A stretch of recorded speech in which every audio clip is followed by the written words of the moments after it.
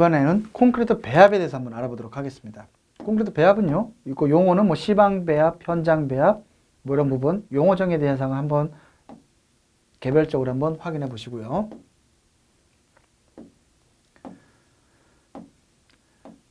네, 배합의 종류는 다시 한번 시방 배합과 현장 배합이 구분이 되어 있는데, 정의는 시방서 또는 책임 기술자에 의해서 지시된 배합을 시방 배합이라 하고요.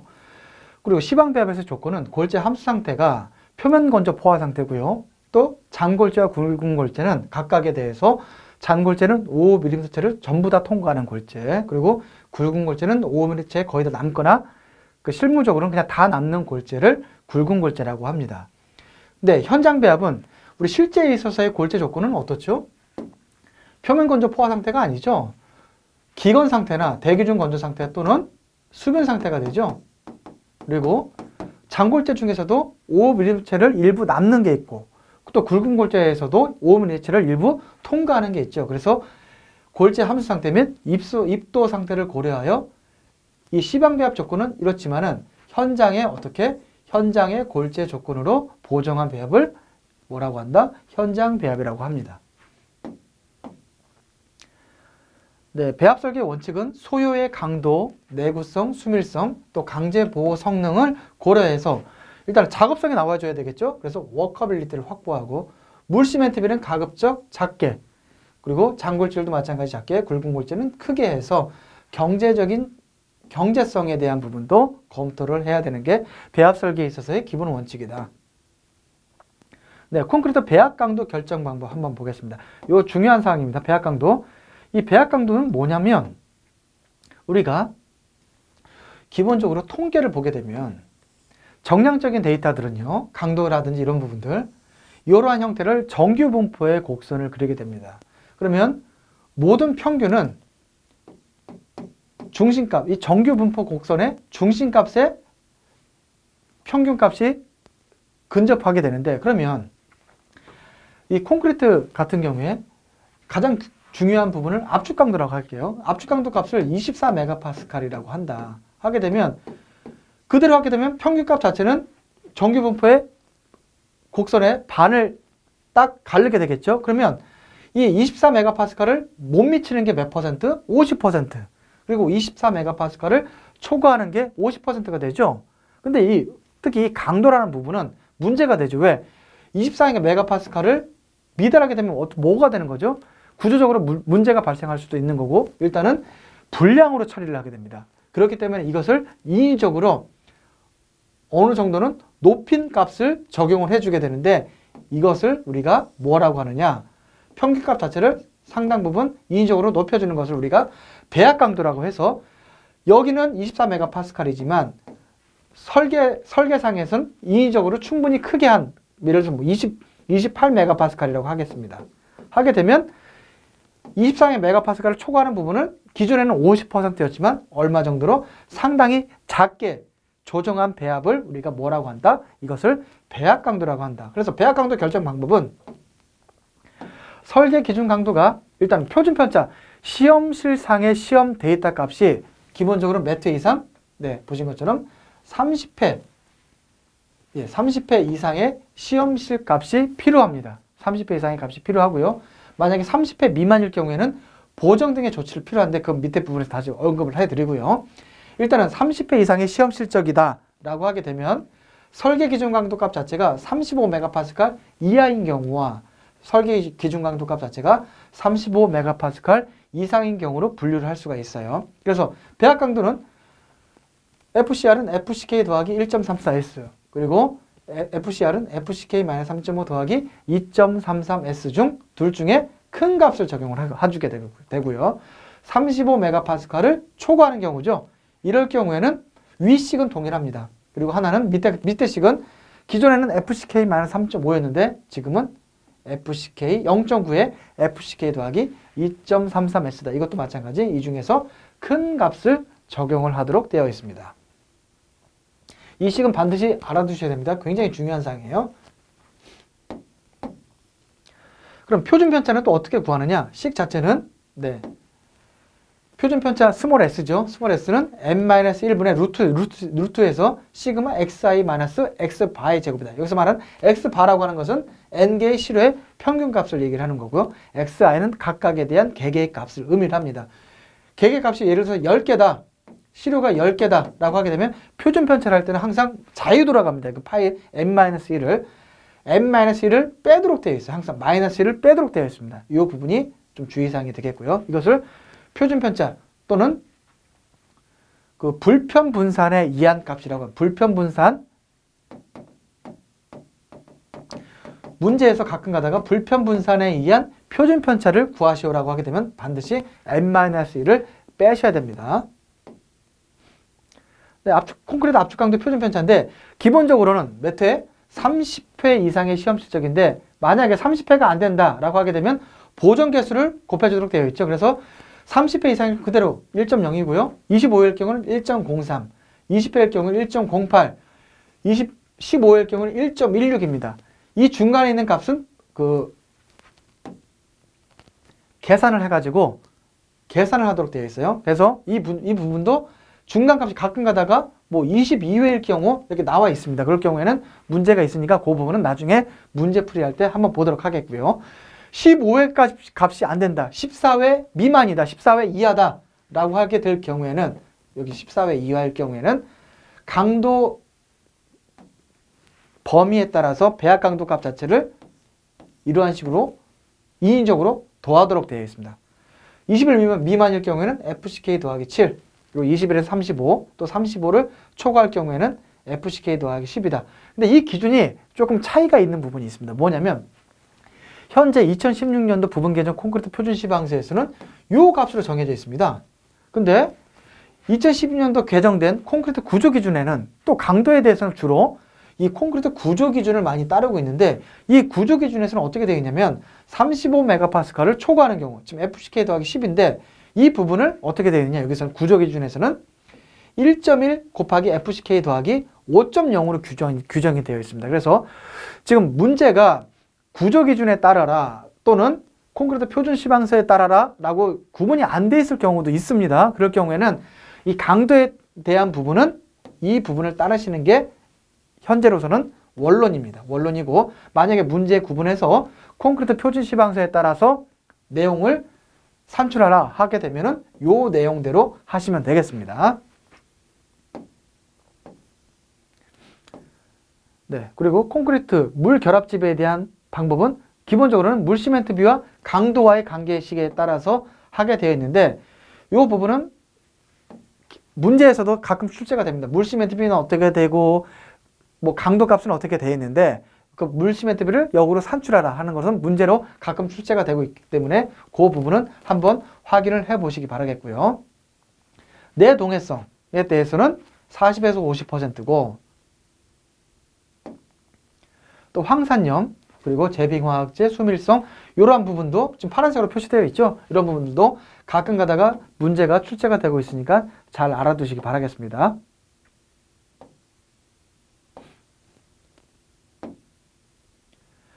네, 배합설계 예제 부분은 이것도 마찬가지로 문제를 풀어보면서 연습 문제 풀어보시면서 한번 어떻게 하는지 한번 보세요. 근데 기본적인 우리 배합설계에서 기본 잠깐 설명을 드리면 우리 콘크리트 배합설계는 기본적으로 어떻게 1세제곱미터를 기준으로 하게 되어 있죠. 그러면 기본은 다 용적입니다. 하나는 이 부분은 굵은 골재 용적이 되겠고요. 또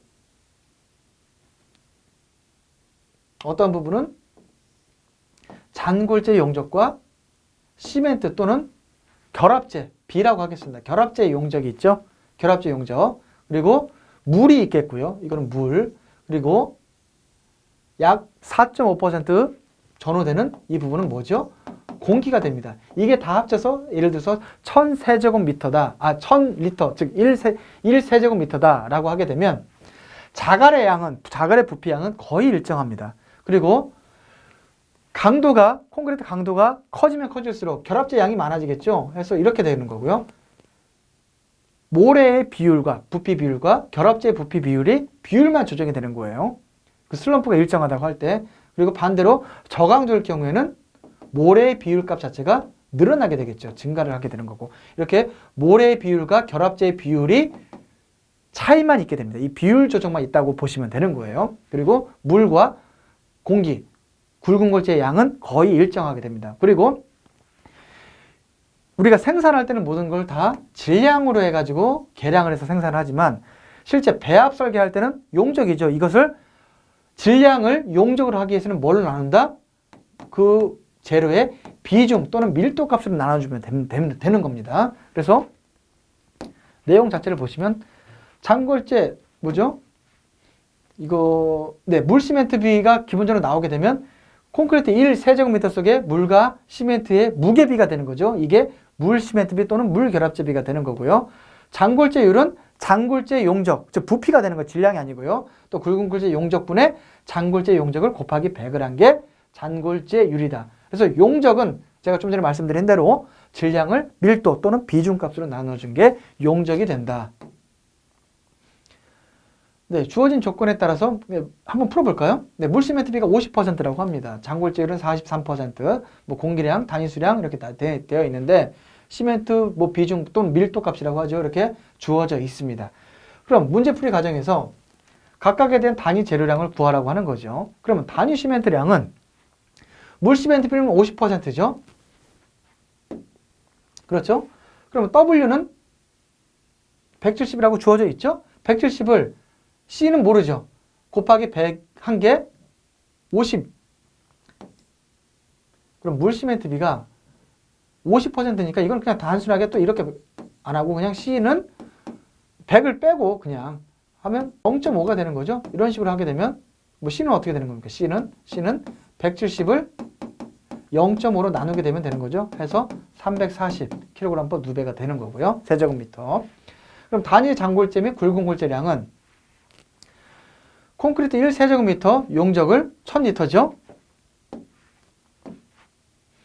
그럼 이 부분은 1000은 물의 용적, 또 시멘트 용적, 장골재 용적, 굵은 골재 용적, 또 공기량에 대해서 곱하기 10을 한 게 전체 용적이 되는 거죠. 퍼센트니까. 그렇죠? 공기량은 퍼센트가 되는 거지 5.0%니까 그걸 리터로 환산하게 되면은 5.0 곱하기 10을 곱하시면 되는 거죠. 그럼 1000은 170 더하기 340, 구한 340을 3.15로 나누게 되겠죠. 그래서 잔골재 용적과 굵은 골재 용적을 전체 골재 용적이라고 표현할 수가 있겠죠. 그리고 5%는 1000 중에 5%니까 50이 되는 거죠. 맞죠? 그렇죠?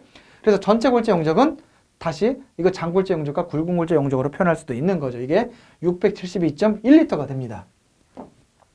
그럼 단위 장골재량은 전체 골재 용적을 100분의 잔골재율 곱하기 장골재 밀도 하시게 되면 되는 거고요. 굵은 골재량은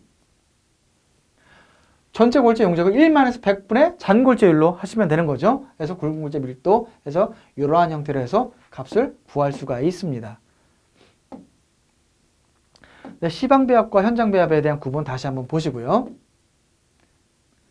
네, 시방배합을 현장배합을 수정해야 되는 이유 설명드렸었죠. 네, 배합설계 예상 문제 한번 말로 하는 문제는 그냥 넘어가도록 하겠습니다. 네, 표준 편차 보정 개수에 대한 부분도 이 표에 대한 부분 아시면 되는 거죠.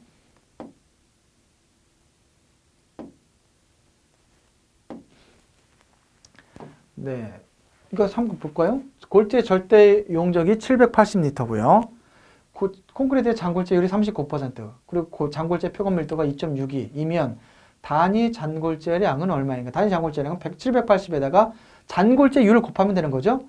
굵은 골재량은 1만에서 잔골재율이 되는 거고요. 해서 잔골재 밀도 하게 되면 이런 형태로 구할 수가 있고,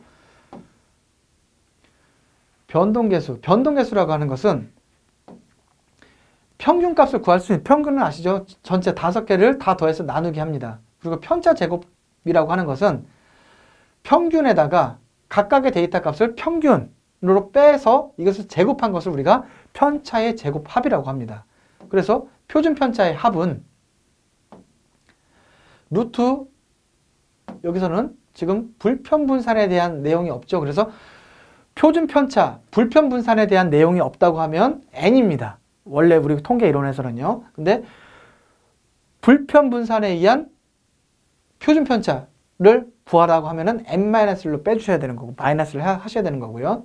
그래서 변동계수 공식은 x바분의 s가 됩니다. 그래서 이 부분, 그러니까 이걸 왜 n이냐 또는 n-1이냐 이런 부분은 지금 이거는 문제 기출 문제 자체가 좀 옛날 문제예요. 옛날 문제인데 지금은 불편 분산에 의한 표준 편차를 구하시오라고 해서 문제 자체가 정확하게 기재를 해주고 있습니다. 그렇기 때문에 n-1 하시면 되고 이거는 옛날 문제에서 n으로 해주시면 됩니다.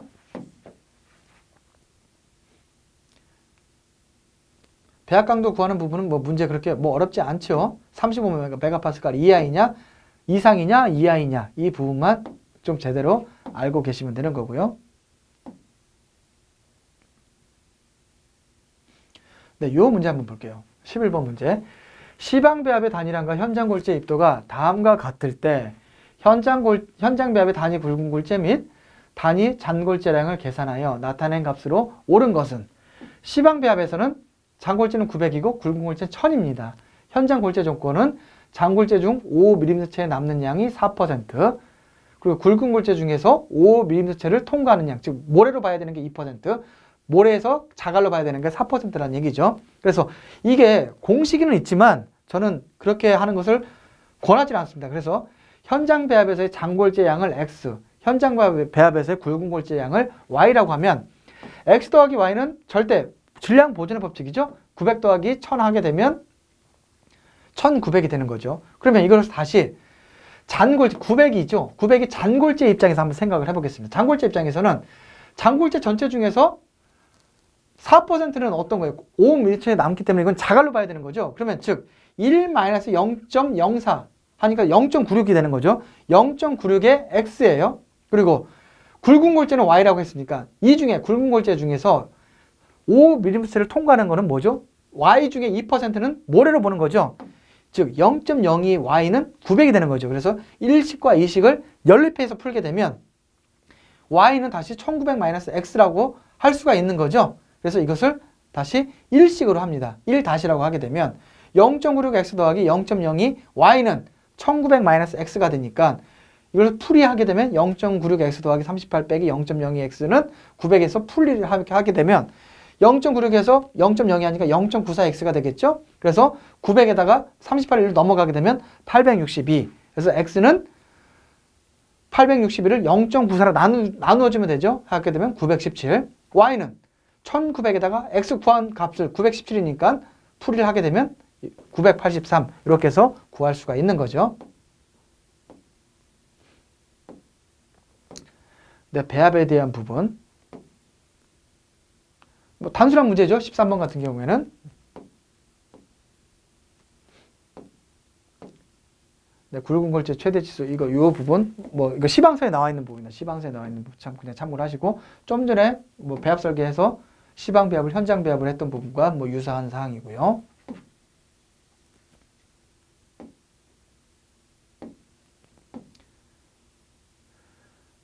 요 부분은 계량 오차에 대한 부분도 이거는 그 2편, 그 챕터 2에서 나와 있는 부분이니까 거기서 다시 언급을 하도록 하겠습니다.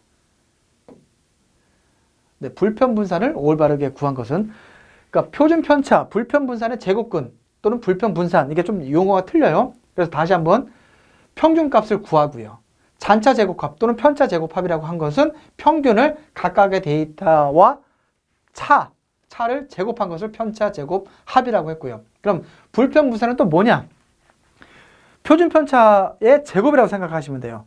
불편 분산에 대한 표준 편차. 그래서 불편 분산에 의한 제곱근을 루트 v라고 하고요. 여기다 루트를 씌운 것을 불편 분산의 제곱근. 그 표준 편차인데 그게 불편 분산의 개념에 따른 표준 편차를 불편 분산의 제곱근이라고 하는 거고요. 제곱근을 안 한 것을 불편 분산이라고 합니다. 식은 n-1분의 편차 제곱합이 되는 거죠. 그래서 6.8 구한 것을 n-를 해주기 때문에 계산하게 되면 1.70이다.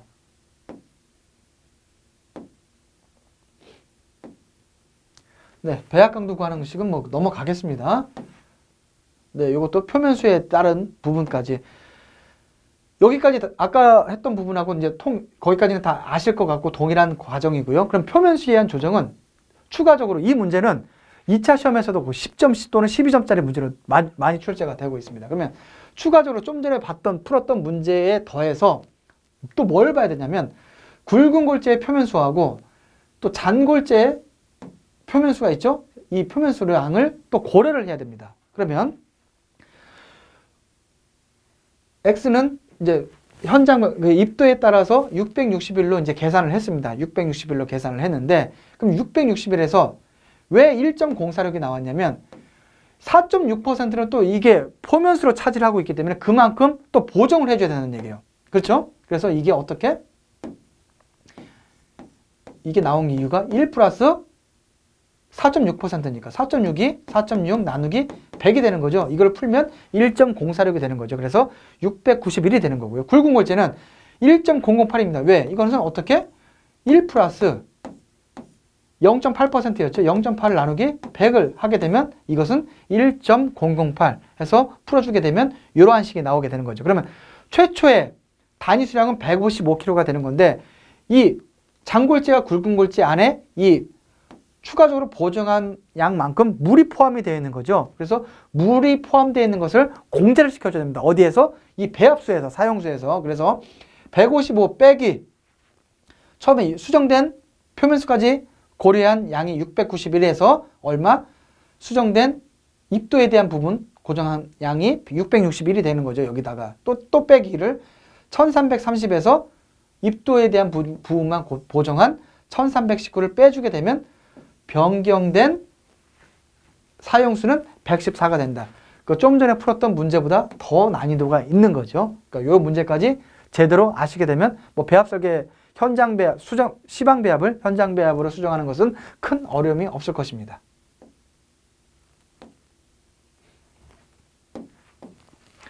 예, 나머지 부분 해서 뭐 각자 한번 풀어보시고요. 네, 그래서 이번 배합 설계에 대한 편은 강의를 마치도록 하겠습니다.